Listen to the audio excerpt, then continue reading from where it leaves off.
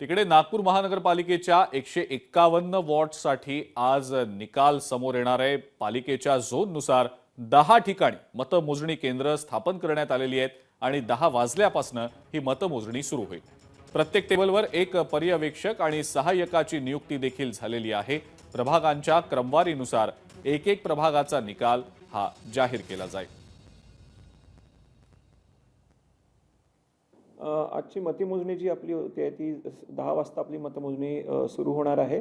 प्रत्येक नागपूर शहरामध्ये आपले एकूण 10 झोन्समध्ये आपण म्हणजे 10 झोन्स आहेत, तर त्या सर्व 10 झोन्सच्या ठिकाणी आपले काउंटिंग सेंटर्स आहे।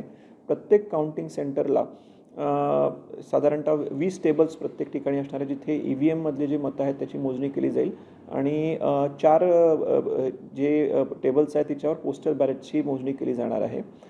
सकाळी 10 वाजेपासून आपली जी काउंटिंगची सुविधा प्रोसेस आहे ती सुरू होणार आहे।